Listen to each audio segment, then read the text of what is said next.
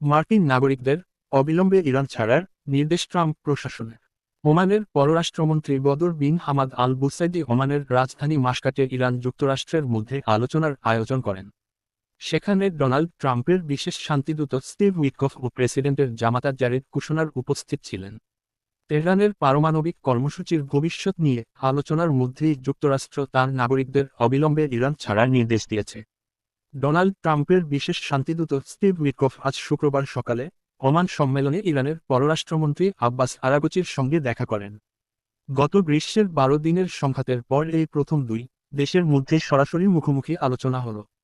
কয়েক সপ্তাহ ধরে ইরানের কাছাকাছি মার্কিন সামরিক উপস্থিতি বৃদ্ধি পেয়েছে, যাকে ট্রাম্প একটি আর্মাদা বা বিশাল নৌবহর হিসেবে অভিহিত করেছেন। মার্কিন প্রেসিডেন্ট বারবার হুমকি দিয়েছেন, ইরান নতুন কোনো পারমাণবিক চুক্তিতে সই না করলে তিনি সামরিক ব্যবস্থা নেবেন। শুক্রবার আলোচনার আগে ইরানে অবস্থিত যুক্তরাষ্ট্রের ভার্চুয়াল দূতাবাস একটি নিরাপত্তা সতর্ক জারি করে নাগরিকদের এখনই ইরান ছাড়ার নির্দেশ দেয়।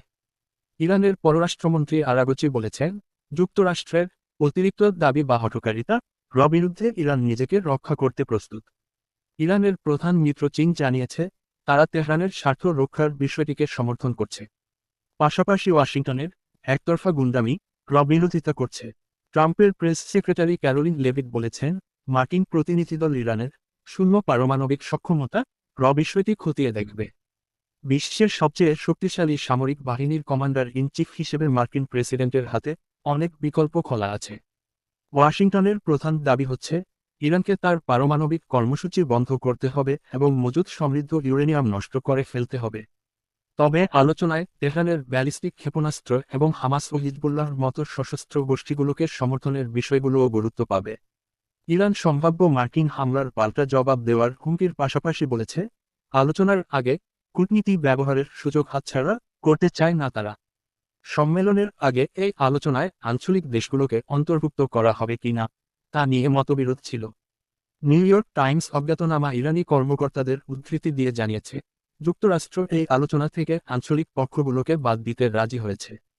যদিও আলোচনার মূল কেন্দ্রবিন্দু পারমাণবিক ইস্যু, তবুও একটি চুক্তির কাঠামো তৈরির লক্ষ্যে ক্ষেপণাস্ত্র এবং সশস্ত্র গোষ্ঠীগুলো নিয়ে এখানে আলোচনা করা হবে। ইরানের ইসলামী নেতাদের বিরুদ্ধে দেশব্যাপী চলা আন্দোলনের রেশ কাটার ১ মাসের কম সময়ের মধ্যে এই বৈঠক হচ্ছে। পশ্চিমাভিত্তিক মানবাধিকার সংস্থাগুলোর দাবি, সহিংসভাবে বিক্ষোভ দমনে হাজার হাজার মানুষের মৃত্যু হয়েছে। বৃহস্পতিবার সংক্ষিপ্ত মন্তব্যে ট্রাম্প বলেন, তারা ইরান আলোচনা করছে। তারা চায় না আমরা তাদের ওপর হামলা করি। আমাদের একটা বড় নৌবহর সেখানে যাচ্ছে। ট্রাম্প প্রথমে ইরানের বিক্ষোভকারীদের ওপর দমন পীড়নের বিরুদ্ধে সামরিক ব্যবস্থা নেওয়ার হুমকি দিয়েছিলেন। এমনকি তিনি বিক্ষোভকারীদের প্রতিশ্রুতি দিয়েছিলেন, সাহায্য আসছে। তবে সাম্প্রতিক সময়ে ট্রাম্পের বক্তব্য ইরানের পারমাণবিক কর্মসূচি সীমিত করার দিকে ঝুঁকেছে।